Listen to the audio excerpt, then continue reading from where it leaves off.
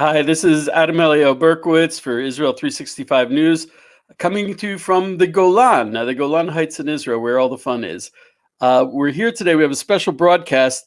I had to actually remind people, in Israel, we don't really notice New Year's Eve. It just kind of comes and goes, unless you're in Tel Aviv, where I hear they celebrate it, though I've never seen it. So this is technically the end of the non-Hebrew year. So we're going to do a kind of a roundup of the three major subjects, and each of us will also talk about what we thought were the big stories that kind of got missed. So we're going to start off. We're very proud to be here with David Sidman, the managing editor of Israel 365 News. He's coming to us from Efrat, which is in Gush Etzion. It's about halfway between Jerusalem and Hebron.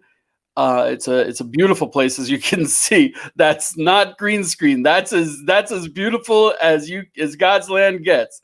We're also talking with Josh Wander, who is coming to us from the Mount of Olives, which, if you don't know where that is, well, that's a sad state of affairs.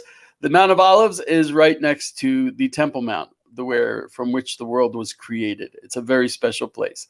So, David, you've led us through a rather crazy year of news, and I think we would be remiss if we didn't kick off talking about our take as Israel 365 on the coronavirus thing that's actually hit almost every person in the entire world.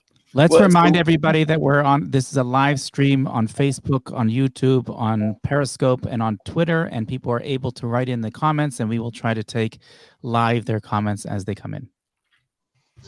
David, what's your take on COVID? Well, it's very interesting because there are two pivotal events this year that split nations into two. Well, let's just take America, for example. It's the elections and COVID. Meaning, most of America believes that the election was stolen from them, with good reason. And I'd say about half of America believes that, I don't know about half, but a good portion of America believes that the whole push by the government to lock down and to wear masks and to social distance and to take the vaccine is all propaganda and a big hoax. Whereas the other half, let's say, obviously there's no statistics taken, but the other half says this is a serious disease, this is a serious pandemic. We have to social distance, we have to change our way of life, we have to get the vaccination. If you don't, you're putting people's lives at risk. So you have two massive events that are causing a serious schism in America. Also here, interestingly, in Israel, where the amount of people who want Netanyahu to resign is getting incredibly louder and louder. It used to be a couple of fringe kind of left-wingers who, just wanted to see him replaced. But after all the lockdowns, so many businesses and small businesses who used to support Netanyahu are now pitting against him because they blame him, and rightfully so, for causing all this economic devastation during the lockdowns. So I see those two events together in 2020 as two massively pivotal, unprecedented, historic events that are essentially turning major nations onto the brink of civil war. If I can comment on that, from the outset, I remember when we first started reporting about it, we were reporting about parliament members from Iran were getting it and dying, and it was crazy. And one rabbi pointed out to me, I'm one of the great privileges of my job is that I get to speak to really amazing rabbis. He pointed out the name of the virus is corona. Corona means crown. And he said that this virus came specifically to take away the power of governments, to replace the whole concept of kingship and government, in order to prepare the way for, every darkness has a light. When we talk about New World Order, there's New World Order that's the power of darkness, and then there is a New World Order that's the power of light. And the New World Order, the power that's light, is the kingdom of redemption, the kingdom of God. And this coronavirus is causing people to turn on the governments, taking away the power of the governments in order to pave the way for a new world order, a new government, which would be the post-Mashiach, the post-Messiah government of God. So we are seeing to bring this together, the two issues together, is certainly, I think, relevant. All right, now to get a little personal. Eliyahu, are you taking the COVID vaccine? Ooh. Josh, I know Honestly, you're backstage. I'm going to ask you next. honestly, and I think you're the very fact that you're asking points at one of the major aspects It's a of this whole thing. controversial topic. Right. To be really honest and to throw everything on the table, my wife does not want me to. I'm 59 years old. I have type 2 diabetes. I'm definitely in one of the danger groups. And I still don't know. And it bothers me that I don't know. The fact that the hottest issue that has touched almost every single person on the planet and has engaged almost every single medical professional in the world, we just don't have information about it. We don't have good information, and we get information, we can't trust it. And people who say, oh, no, my information is, oh, it's definitely this way. That's not true. It's just been so politicized. I don't know, to be honest. I really don't know. I have a feeling that I'm going to be forced to take it. We need to get Judy on the line. No, we don't. We have Listen, an interview with I am the only one here with my wife and I with a medical background, and my wife has already gotten it. I would have been first in line to get it. Would I have been eligible to get it? Unfortunately, or fortunately, depending on how you look at it, I've already had corona. So therefore, I am on the bottom of the lists for getting the vaccine because we're not sure exactly how long the antibodies last for. But it's assumed at this point that it's going to last for a good 6 months. So there's no reason to rush. We want to get the people that are most susceptible to corona to get the vaccine first. That means the elderly, people that have immune deficiencies, the medical staff.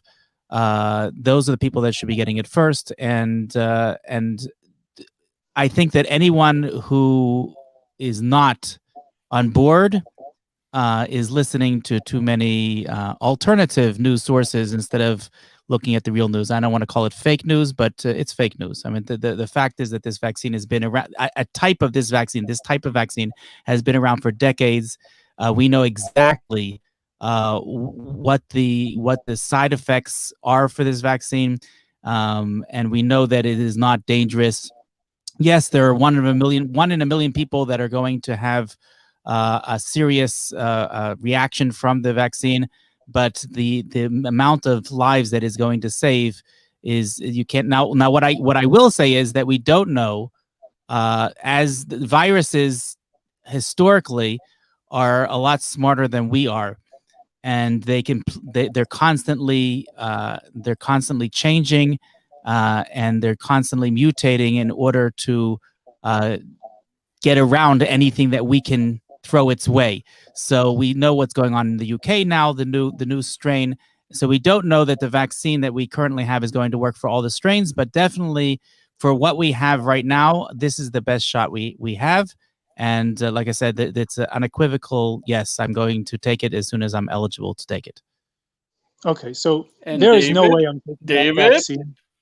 There is no way on God's green earth I'm taking that vaccine. Just the fact that you say, well, we assume that immunity lasts 6 months. Well, that doesn't sound very scientific. And additionally, you say we don't know the long-term effects. Most vaccines take at least 7 years to test to see what the long-term effects is. This was rushed in, less than 6 months. The animal trials weren't published. I don't think you have to have a medical background to understand. And by the way, put the science aside for a second, just common sense. To me, the fact that the government is so gung-ho about this vaccine, the same people who ruin the lives of just about every small business person in the West, are now pretending like they care about our health.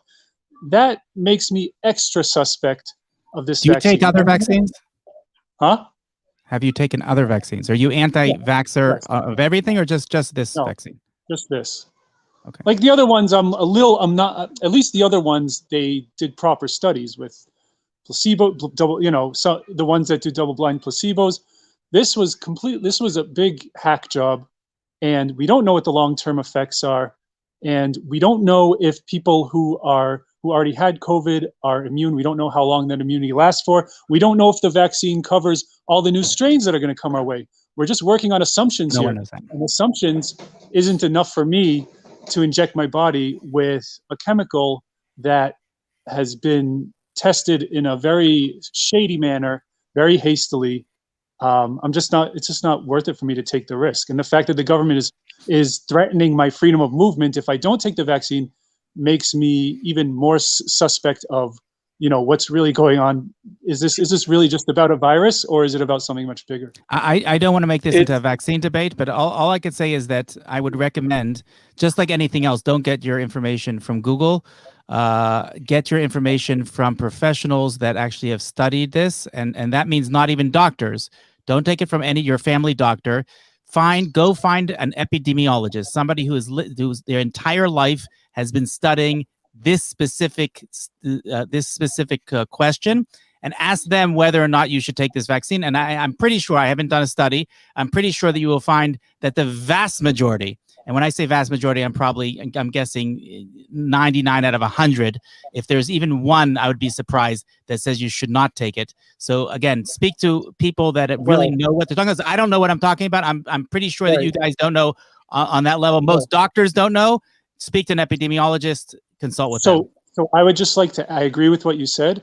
I would just like to add one more thing. Most epidemiologists don't know. There's so little known about this. Right. Find me an epidemiologist that knows how long your immunity for the COVID lasts for. Find me an epidemiologist that knows if this vaccine covers all the new strains coming out. Find me an epidemiologist that knows if this vaccine even protects us against coronavirus. Find me an epidemiologist who knows what the long-term effects are of this new technology that's in the virus.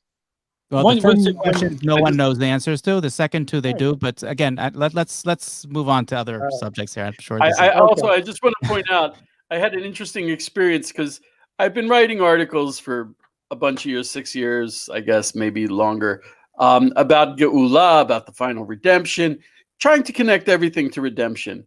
And whenever I wrote these articles, people were like, "Oh, Elio, get real! You're going crazy here." And that actually has not been said to me for the last year. I was speaking to one rabbi about it. I tell you that every day. He said, "When was?" Right? You say that, but you actually have a bigger. You're hiding, but we know what happens behind the scenes. Behind the scenes, you are further out there than I am. You live on Horus 18. Behind the curtain. This is this is the first. Behind the curtain is the glowing world of Messiah. This is the first thing I've written about, and we've been writing about it for a year. This is the first thing I wrote about that touched every single person in the world. I used to say earthquakes, volcanoes. There's an earthquake over there. There's a volcano over there. There's this over there, a scientific study, but this, you mention, COVID, coronavirus. This is how this has actually brought us together. And there are rabbis who point out that the Gog and Magog war, first of all, this could be a rerun of what a plague looks like, an actual plague. And the plagues of Egypt are supposed to return again before the final redemption, just like the plagues preceded the redemption from Egypt. There will be plagues that precede the redemption, the final redemption. And also, the war of Gog and Magog will not be fought like other wars. And the prophets knew it. They described things, the prophecies about Gog and Magog they're not like anything we've ever experienced. So it could be that this is actually part of the war. And there are rabbis who believe that. So this is a major event that, I watch movies now, or you see a person walking around in public and no one's wearing a mask. You're like, it has changed our reality in a massive way that we ain't going back. We are not going back. And like I said, this is preparing us. And the difficulty is seeing it. So that's how I've been reporting it. So let's shift gears to the elections. I guess we'll start with the elections in the United States. All the Pretty non-controversial crazy topics we're going to take today. Yeah. Right. All of right. So basically what you have here is the media pushing this, they basically decided Biden was president before the count was finalized. And Trump is saying, wait a minute, there's all this voter fraud going down. We need to investigate it. And you have the other side that's trying to ignore it and whitewash it and say, yeah, there's no evidence of widespread voter fraud. And then Trump's side is kind of saying, yes, there is. You're just refusing to look at it. And I feel like it doesn't matter who wins the election in America. The fact that if Biden wins, more than half of America will assume that their democracy was robbed. And if Trump wins, the other half will assume that their democracy is robbed. So the United States is damned if they do and damned if they don't. And as an outsider looking in, it feels more and more like the United States is on the brink of a type of civil war. How is this different, David? Yeah. Than when Obama ran against Mitt Romney, or we had this break, this rift in American politics has been going on for decades now. That there's half of the country is vehemently on one side, the other half is vehemently on the other side. I'm not sure that there are things that are getting more vocal, maybe even more violent, but I don't see the numbers changing. Well, it's not so much about the numbers, it's about the behavior and the polarization that we're seeing in America. Never before has a president been so loved by one half of America and been so despised by the other half of America. It's the attitudes that are different. It's the You don't behavior. think Obama was like that? No. Obama began it. He definitely began the process. For a Democrat, Obama probably would be considered right wing in 2020. Yeah, Obama was hated, but not to the extent that the Democrats hate Trump, and he wasn't loved by the Democrats to the extent that people on the right love Trump. So the attitudes are much different now. The friction is much more polarized. The rhetoric is much more violent, and you can see it in videos. You wouldn't see violent marches yelling, Obama isn't my president, and you wouldn't see that with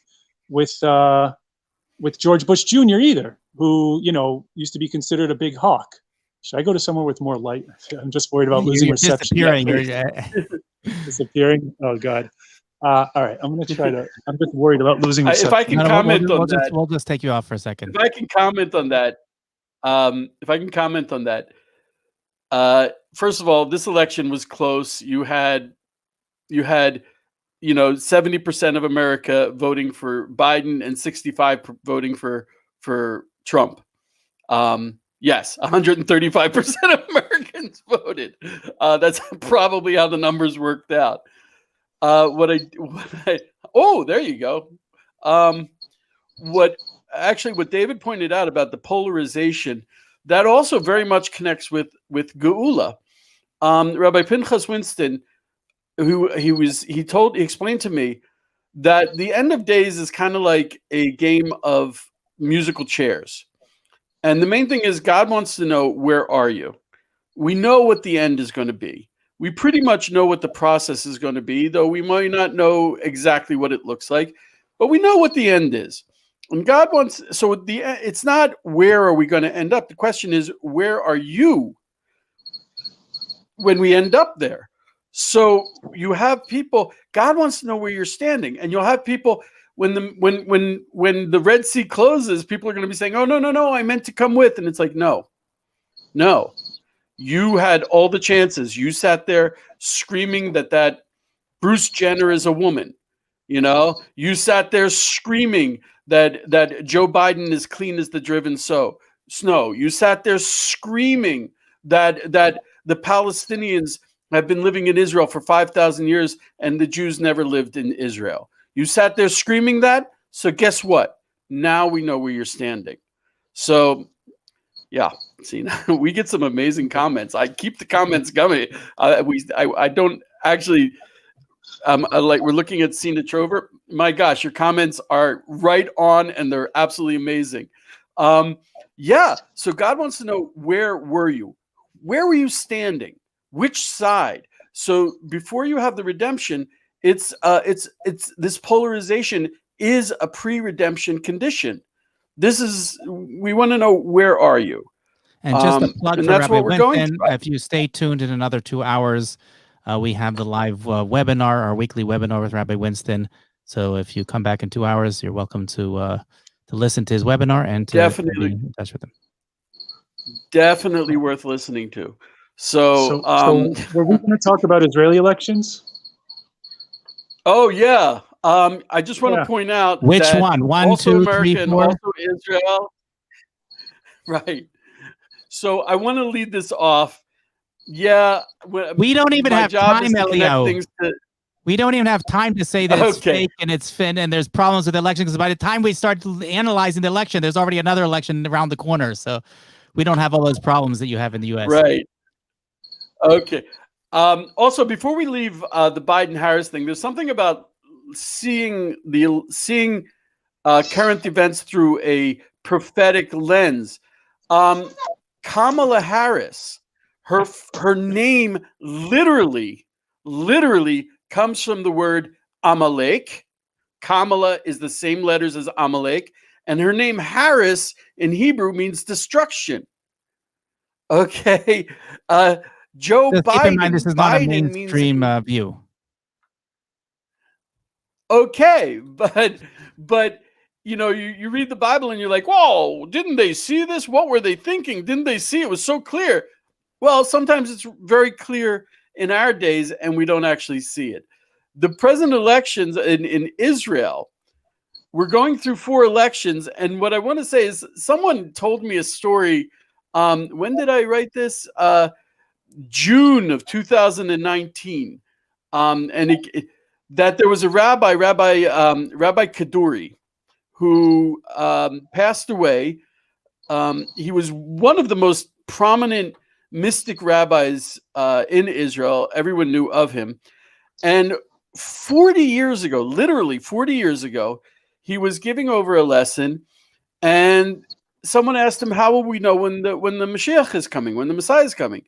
And he said, when there are elections and no government. And people were looking at each other like, maybe the rabbi's losing it, because when you have elections, you have a government. That's why you have elections. 40 years ago, that's what he said, Rabbi Kaduri. And I spoke to a man who was sitting in front of the rabbi when he said that. And his name is Rabbi Meirav. And that's what we saw in Israel. That's also what we saw in America, by the way, is that there were elections and no government. You know, and that's really the period of time before Mashiach. And like I said, the reason is to pave the way for the. You mean no government? Real, no government. There is a government. There's just no government. Okay. I mean, at least it's short-lived. It's a short-lived government, but there is a government. I would argue that this is definitely part of the redemptive process, because we need to have a situation in which you're going to lose trust in the current players, let's say, in order to move on to new players. And one of the things that we see in Israel is that historically, for the first many decades, 3 or 4 decades of Israel's short existence, the Labor Party was basically running the show. And in this coming election, according to recent polls, there's not going to even be a Labor Party. It's going to completely disappear. And likewise, the Likud Party, which took over, which was the other major party, now is being split into many parts and is slowly but surely disappearing as well. So we see that these major players now are being changed for something else, and we hope that something else is going to be something that will be closer to lead us to the redemptive process. Absolutely. Yeah. So what else is interesting is that, you know, it's kind of the boy that cries wolf. Every time there's elections, the left wing gets all excited that this is they're finally going to oust Netanyahu, who's been prime minister for what, like 15 years running. But this time it looks like it's really going to happen. And there's an actual reason and a basis in assuming that Netanyahu's era is over. And that is, of course, the current economic crisis from all the lockdowns that were overseen by Netanyahu, and all the businesses who were faithful Likud supporters now have an alternative with Gideon Sa'ar, who's kind of like a better looking version of Netanyahu, I guess, for lack of a younger, better looking version of Netanyahu, for lack of a better word, better description. So that's something else that's very historic. This is no less historic than Ben-Gurion getting dethroned as he did. And like you said, that combined with the ousting of the Labor Party, this is going to be, and also if the entire election is done remotely, meaning there's not going to be any campaigning, no speeches, no addresses, no nothing. It's just kind of people online hoping that it's much harder to get your message across when everything is done virtually. So then to actually show up at events and speak. I mean, for every other election, every single person who's running, and as someone who actually ran for the Knesset, I can tell you that every night you're busy going to events, talking to people, getting people on the street, talking to them. It's very important, the on the ground work, and now you're not going to have any of that in this election. So it's and also every election there are accusations of voter fraud, similar to America, where there's accusations of ballot stuffing. This time around, they are going to actually install observers with cameras into every polling station. So there's going to be a lot more transparency, a lot less campaigning, and we're likely going to see the two biggest players in Israel's history, Netanyahu and his Likud, and the Labor, basically taking backstage to other new parties, it looks like. I think that point about labor, just to put that into context for the viewers, when Israel first began, it was the first right-wing prime minister we had in Israel was Menachem Begin. Before Menachem Begin, Israel was run by the left wing, and the right wing didn't stand a chance. And the right wing was very much the party. I think my understanding was it was the party of the working class, and what we're seeing is it's a sociological schism. And on one hand, yes, it's a political commentary, but on the other hand, when you read Tanakh, even when you read the Bible, the writings and the prophets, even in Exodus, when you're reading about what's going on in the desert, it's kind of like news headlines. These political movements, religion in general is semi-political. It's when people get together. There are a lot of things in politics that are expressed religiously. The Bible commands us to have judges and police. That's That's religious. It's political, but it's religious. The Bible commands us to have a Sanhedrin and not just a secular court. A secular court is against the Bible. Jews are actually not permitted to have a secular court. So these are all things that are expressions of our religious mission, our religious nature as the nation of Israel. So when I see such a drastic change, where, like you said, Josh, I think rightfully so, the major parties that started the country, it's like a person who comes back from America from 1776. He's like, where are the Whigs? What happened to the Whig Party? They're not around anymore. WHIG. Yes, WHIG. Also Israel, WIG. Israel is the Whigs also. Israel is changing its essential self, I think, through these politics. Hi, Dave. It's great to have you back again. And I think it has religious implications. It has spiritual implications. Which party is going to be the party to say, let's do our job. Let's take the Temple Mount. Let's make it a holy place and not a place that has, not holiness on it. Let's start relating to the fact that we are a Jewish nation. That party is, and we're moving in that direction. That's how I see it. We're certainly moving. Sorry, what's very interesting is that Rabbi Kessin, a while ago, before, he said that Gideon Sar is going to be the successor to Netanyahu. Do you remember what I'm talking about? And he's going to somehow usher in the Mashiach. You have no idea what I'm talking about? Well, a lot of rabbis have said that Netanyahu is going to usher in the Mashiach. The Chabad Rebbe said that as well. No, he said specifically Gideon Sar is going to replace Netanyahu and usher in the Mashiach. Specifically, he didn't just say Netanyahu, he said specifically Gideon Sar. And now what's happening is this Gideon Sar character, for those of you who don't know, he's someone in the Likud. He used to be the education minister, serving under Netanyahu's government. He kind of split from Netanyahu. I don't know exactly what happened there. I don't know if there's any bad blood, but I think what's interesting about Netanyahu is that he's not going to live forever. And usually a leader of that stature would kind of groom someone who's younger, up and coming, maybe a little loyal to take his place. And Netanyahu hasn't really done that. He doesn't really have anyone who he's kind of coached and groomed to take his place should, God forbid, anything happen, or should he retire. It's always just kind of been Netanyahu, and he shuffles around all of his yes men in the Likud. And Gideon Sar was kind of like, okay, this isn't... Maybe that's the secret to success. Sorry? Perhaps that's the secret to success, that he never had someone who could be a power that could actually run against him. Right, but it's also incredibly selfish. Because if you care about the nation, you want a successor who holds your values and your ideals.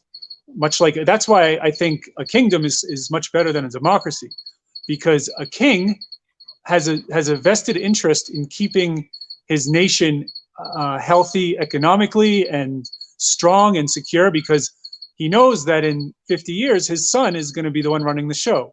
So he wants to leave his son with a strong nation, whereas in Israel at least, a lot of these politicians just want to make connections so that if they are out of politics, they can become effective lobbyists. And what happens, David? What happens when the king tells you to get vaccinated? I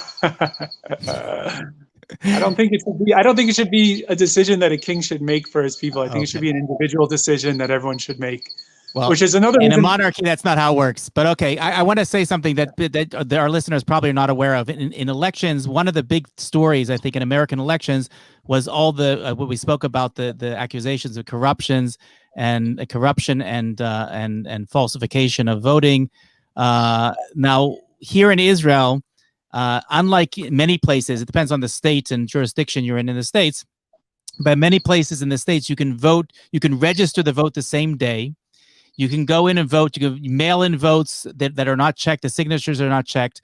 No one checks in ID in the United States. I believe in any state they don't have mandatory ID laws.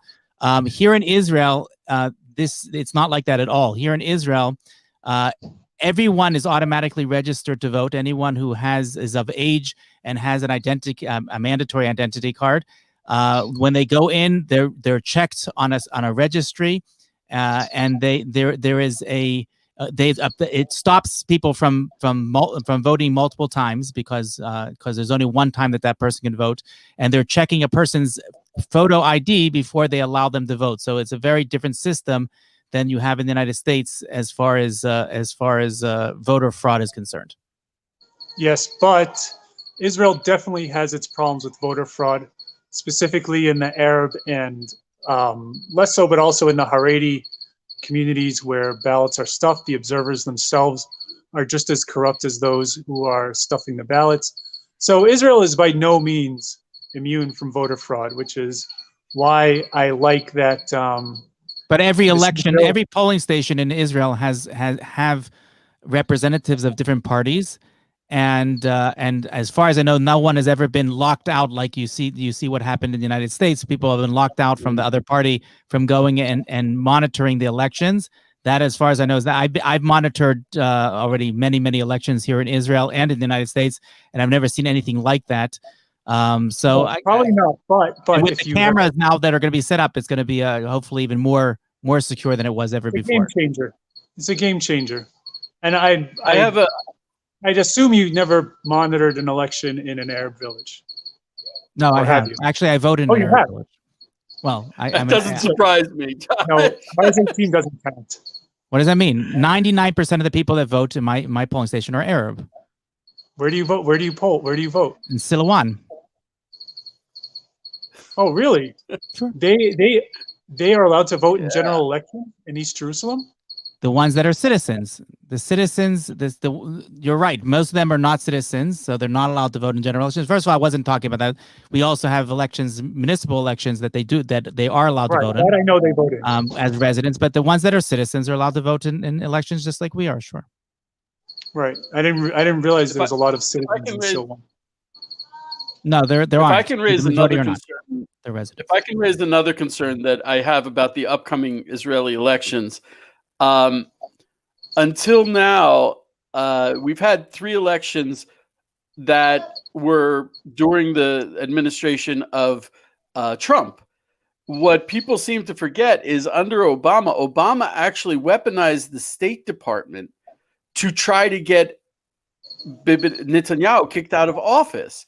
The Democratic Party has a long history of meddling in Israeli elections, and especially under Obama. It was a movement called an organization called V15 that was specifically to get Netanyahu out of office.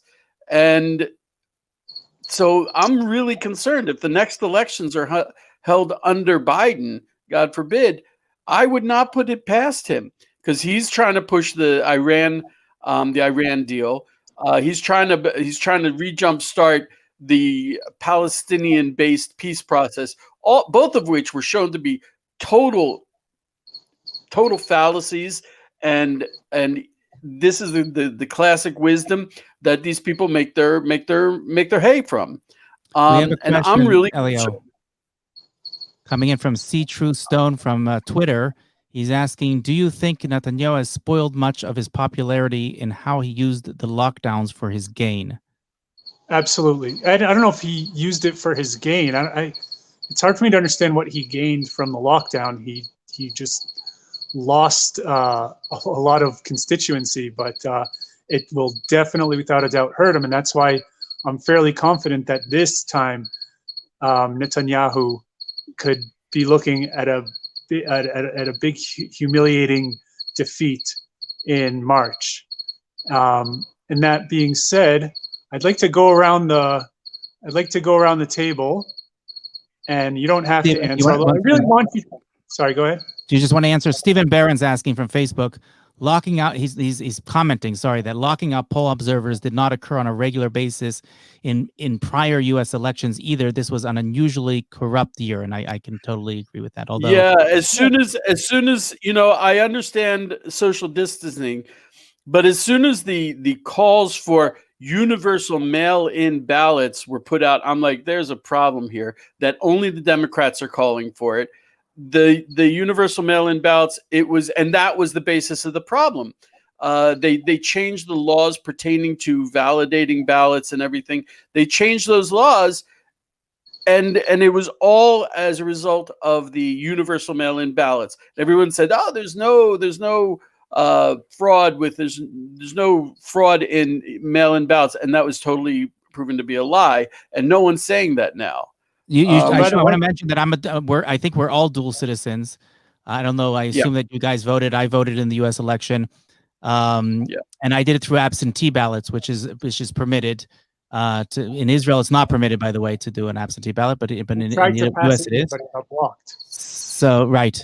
So basically, I sent in my ballot in a swing state in Pennsylvania, and myself, there's actually 5 votes in my family.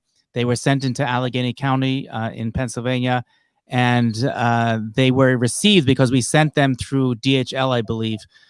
So they have a signature that they were received by the election department, and they still are not on the state's site that they have been received, and we to this day we don't know where they went to. So there you go. Crazy. And there was a story we wrote about that not only, but they said, oh, there was a glitch. On one hand, the people who voted in Allegheny County, which was Pittsburgh, they all got these strange emails just like 2 weeks ago, was it? 3 weeks ago? And showing a big glitch asking us to vote again, right? This is after the election, and I get an email. We get multiple emails from my family saying, "Okay, you're registered. Please come and vote," and sending us ballots in the mail. After the election, it was just unbelievable. They said it was a glitch. So I started interviewing people in Israel from Allegheny County who voted in Allegheny County, and just by talking and chatting, I realized that all of them had the problem. None of the Israelis from Allegheny County who voted in Allegheny County, none of their votes were recorded as being received. They all, and one lady, she said she spent like $35 to mail in her ballot. There was 1,000%, there was fraud. There 1,000%. I spoke to the people. I know there was fraud. And I've never seen this before. And I think it all came out of universal mail-in ballots. So that's we can a question here. Time for another personal controversial question. Eliyahu, who are you voting for in Israel? But Josh, don't run away. I'm going to get you too. Well, it's not so simple. I'm always reluctant to vote for Netanyahu. He's brilliant. He's great. He is not right-wing. I am right-wing. When it comes to, he'll make promises like he promised to annex Judea and Samaria. He doesn't come through. I'm always very, very reluctant to vote for Netanyahu for that reason. I was here for Gush Katif and for the expulsion from Gush Katif, for the expulsion of the Jews, the ethnic cleansing of Gush Katif. And a lot of the people who lived in Judea and Samaria felt that by not voting for Netanyahu, we were splitting our power up, and that gave more power to the left wing. So I'm reluctant to vote for Netanyahu, but he's really the only one. He's the focal point for the right wing, even though he himself is not right wing. I will say, through my interviews, I have spoken more and more with Moshe Feiglin. He's not running, is he? No. Oh, man. The man is brilliant. He's brilliant. I voted for him in the last election, or the one before that. I voted for him in one of the elections. He's brilliant. He's a man of high principles, very high thinking. He's all for Jews on the Temple Mount, and not from a fanatical. He's for. He believes in these things from an ethical point. I wish he was running. So I might have sidestepped the question. If it's I don't make a decision. If you don't know, you don't know. I'm still praying for Feiglin to run. Okay, put it that way. All right, Josh. I think I know the answer, but I'm gonna ask you anyways. I'm curious to know. Write it down on a piece of paper so we can just make sure that you're telling the truth here. I could say, first of all, I have no idea. None of us have any idea really who's running at this point. You're not voting for Yamina? None of us know who exactly is running and how the spectrum, the political spectrum, is going to look on election day. There's a lot going on every day. Tell them about your background. You're a party member, correct? I am a central committee member of the Jewish Home Party, not Yamina, of the Jewish Home Party, and that's nice. I am also a very close friend of a member of Knesset, Bezalel Smotrich, who I consider to be one of the few honest members of Knesset out there today. He's from the Golan, you should know. He's from the Golan. And I would say that at this point, What is clear is I'm not voting for Sar. I think that Sar has a background which is very concerning to me. He clerked, I don't know if you know, he clerked for a very left-wing Supreme Court justice here in Israel. His wife is a known radical leftist. As much as he shows himself to be the right wing, and the fact that he has libertarians joining him like Sharon Haskell and others is surprising to me. But what I can say is that as much as I have voted before on a number of occasions, especially when we're talking about when there was direct, people don't know that the election rules have gone back and forth, and sometimes you have voted for a party only, and sometimes you voted for a party and directly for the prime minister.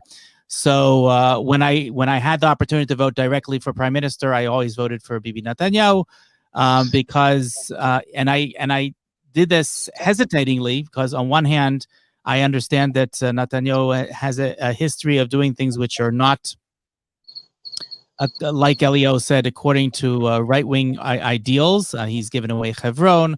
There's a lot of things that he's done that I do not approve of, but he's the best of what we have, unfortunately. And the fact that there is now they're ganging up on him in every direction because they smell blood in the water, and everybody's trying to take down Netanyahu. That's because Netanyahu represents, like Elio said, right-wing ideals, even if he may not be so right-wing as we would like him, himself, but he definitely represents the right wing. And unfortunately, everyone is ganging up on him in his legal cases, in politics. And I don't think he really deserves what is happening to him right now. I think that overall he's been a fairly good prime minister. I think under his reign, we have seen the economy of Israel just blast off. I mean, and speaking about libertarianism, for those that are libertarian in the room, he has privatized industries in Israel before. I don't know if you remember. I don't know how long everybody's been here. But a few decades ago, when I came here 30 odd years ago, this was still very much a socialist country. I mean, there was tons of things that were just regular. Everything was regulated by the government. Whole industries were regulated by the government. And he went and he privatized an enormous amount. The economy has been boosted incredibly under his prime ministership. And I think as a leader, again, I don't agree with all his policies, but as a leader, he's been a very good leader. And like I said, we'll have to see how it plays out as far as the parties are concerned. Whether Bezalel, where he's going to turn out. There's rumor that he's going to join with Ben Gvir and start a party. Who knows? I mean, we're months off from the election, and like I said, every day things are changing, so it's really hard to tell. But yes, I am a central committeeman of the Jewish Home Party. Okay. I hadn't considered that. That's very interesting. You're right. Bezalel Smotrich, he's also a person of very high, strong ideals. I hadn't thought about that. But if he's behind a bunch of fake right wingers, then it doesn't really do us that much good. Meaning, if he's number 4 in a party of 3 pretend right wingers who are probably worse than Bibi, then it doesn't really help us much. So, Josh, could you see yourself voting Netanyahu theoretically? I could see a situation in which I felt that would be the only way to keep a right-wing coalition, that I would vote for him. I mean, I try to, when I vote, I try to balance everything, and I'm never voting for somebody I've not found somebody that I completely agree with everything he has to say. Like Moshe Feiglin, you mentioned, I happen to have thought some of his ideas were amazing, and other things I thought were completely off the wall. So I would never consider. That'll be a different show. Right. So I would never consider voting for Moshe Feiglin, although I consider him a friend. I think that you have to balance things and see when we figure out how, because again, most people probably are not familiar with the political parties here and how it works. You don't vote for There's like more a than Republican. 2. Let's start with that. Like right. in America, there are many parties, and Republicans. and the way to become prime minister is by creating a coalition. And it's just a matter of there's 120 members in the Knesset, how you get to that magic number of 61 to create a coalition. And again, we won't know for at least a couple months now how that's going to play out. Yeah, it's a lot of divvying out jobs. It's a lot of backdoor deals. And you're talking a lot of times about, you need a coalition with 7 other parties who have absolutely nothing in common with you. Like it's an S show. And here even more so, I think that a lot of the parties are joining together in order to just gang up on Netanyahu. I mean, they're parties that would never consider being together, but because they just want to oust Netanyahu, so they're doing whatever they can in order to do that. And I can't imagine that they will be long lasting if that's their primary goal. Well, one advantage to left wing. It's another reason why we need a king. The king would straighten that all out, very much in a Gordian knot kind of way. The king would just come in and say, "We'll make organizations mandatory vaccinations." Yeah, if that's what it takes. One thing about left-wing coalitions in Israel is historically, like they haven't really been able to get anything done because they've been too busy fighting each other. But look at Gantz's party. That's unbelievable. I mean, it started off as, whatever they had, and they're all gone. It's insane. Right. It's insane. And now this dog eater from Tel Aviv, Ron Huldai, is supposed to be like the next big thing to oust Netanyahu. The guy bragged about eating dogs. I mean, he's a real piece of work. He's not a good man. Yeah. Wow. Okay. All right. I think we said everything in our normal shows. And we haven't even got to the top 10. Let me just put it out that anybody wants to write in the comments. I'm really curious to hear what people in the audience think are the top stories of 2020. We just covered basically 2, which are the elections and Corona. But if you have other ideas of what the top stories are, we'd love to hear from you. Or if you have ideas of what you want us to cover, write to us and we'll do a show on that. If enough people agree, we'll do a show on it. I'd also like to hear about which are the top stories that didn't get reported. The way the media works these days, there were a lot of stories that were huge stories that just got stuffed under the rug and not reported. There are a few of my stories that I thought should have been viral, that the whole world needed to know. Maybe I'll talk about them in another show. Viral stories that the world should have known about that you just see the algorithms got messed with. So I think we're going to call it here. This has been a much longer than normal show. David, it's always a pleasure talking to you. I learned this is what David does to us when we get online. And you should know there are news sources where you see that everyone is monolithic, everyone believes the same, says, why aren't for example, something that the rabbis told me, Carlos said, why aren't the crooked politicians incarcerated? They are. We're the only country that has put prime ministers and presidents in jail. So it's one of the major stories that actually didn't get reported that I should have, and that's my mistake, is Donald Trump. There's the 7 Noahide laws. We were required, the nations are required to have courts of justice and to pursue justice. And Donald Trump, everyone talks about drain the swamp. He didn't even go after the criminals, and he just kept stumbling over injustice time after time.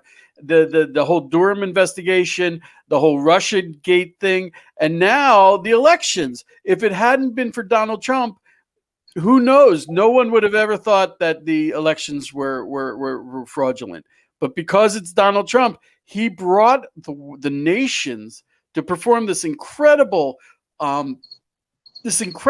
Torah commandment of pursuing justice. So that's another story that hasn't been. Anyway, now we can go on and on. I think we should reconvene in 6 days. Absolutely. And see if the president is still Mr. Donald J. Trump, as I believe he will be. That's that. You want to get into the right-wing conspiracy series? I'm pretty sure that January 6th will be a surprise to everyone. In 7 days, we have a whole lineup of amazing interviews that we're going to be posting on our site. We'll be putting it and on the Facebook news feed. Really amazing speakers. I just basically called up every person who I really like, who I really respect, who has something really amazing to say, and said, "Come on, let's schmooze." And if people have ideas of who they want to be interviewed, please write them in the comments. We monitor them all, and we would love to have anybody. We're having fun here, and that'll just be more fun. Okay. And for those of you celebrating the Gregorian New Year, it's not the real New Year, but Happy New Year nonetheless. Not the Jewish New Year. Merry New Year. Which we have 4 of, but that's another show. Okay. Thanks so much. Stay sober, stay safe, be blessed. We're here in Israel praying for you. Thank you so much for joining us.